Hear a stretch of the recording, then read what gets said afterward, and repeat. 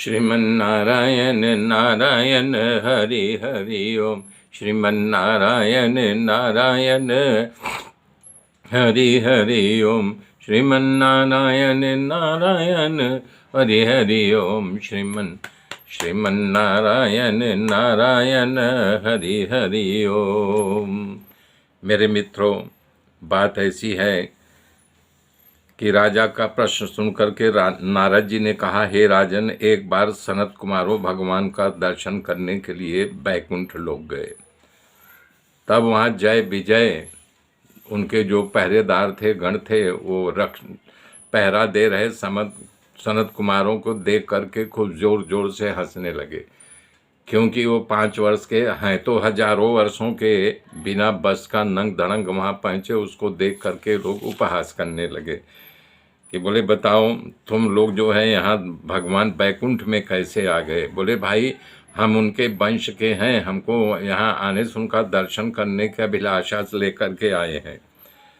तब उन्होंने रोका, उनका अपमान करा। सनत कुमारों को क्रोध आ गया, उन्होंने श्राप दे दिया कि जाओ तुम घोर राक्षस होगे और 3 जन्म तक असर योनि में भटकोगे।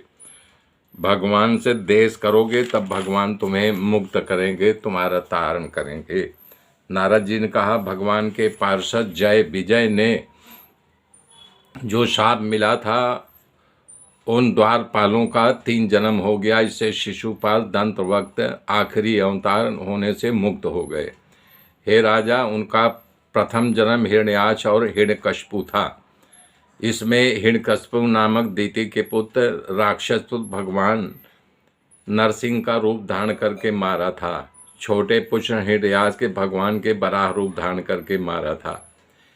हिरण्यकशिपु के यहाँ महान भगवत भक्त प्रहलाद का जन्म हुआ था, परंतु प्रहलाद भगवान के प्रेमी होने के कारण हिरण्यकशिपु उनको मार डालने के बहुत प्रयास किया था, अथक प्रयास किया था, पर परमात्मा के प्रिय होने के कारण उनको जो है मार नहीं सका हिरण्यकशिपु। ये सुनकर युधिष्ठिर राजा ने प्रश्न किया, हे प्रभु, हिरण्यकशिपु अपने प्रिय पुत्र के साथ इतना बड़ा द्वेष क्यों कर रहा था? ये भी कहोगे, प्रभु प्रसन्न करने के लिए प्रहलाद ने क्या क्या साधना की थी, ये सब मुझे विस्तार से बताओ। नारद जी ने कहा, हे भगवान, ये विष्णु नारायण के बराह रूप धारण करके हिरण्याक्ष को, ये सब मुझे विस्तार से बताओ।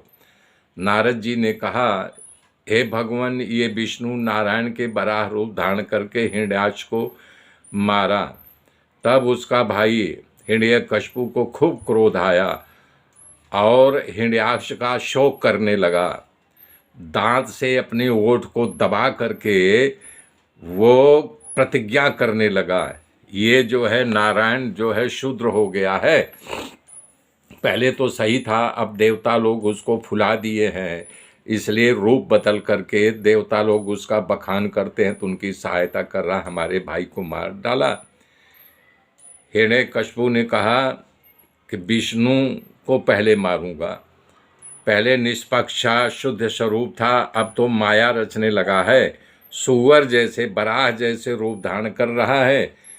एक काम करो, विष्णु को ताकत देने वाले ये ब्राह्मण ही हैं, तो क्योंकि ब्राह्मण हवन करते हैं, होम करते हैं, तो उनको उसका भाग मिलता है इसको, तो सबसे पहले जड़ को ही काट डालो। जड़ मतलब ब्राह्मण के जरिए इनको ताकत मिल रही है, तो ब्राह्मणों का पहले विनाश करो, तब जो है डाली पत्ता अपने आप सूख जाएगा। ऐसा विचार करके वो विष्णु की शक्ति को माप गया। तब बता रहे हैं, विष्णु के शक्ति जो ब्राह्मण लोग देते थे, उनके यज्ञ में वो खलल डालने लगा और ब्राह्मणों की हत्या करने लगा, यज्ञ का विध्वंस करने लगा।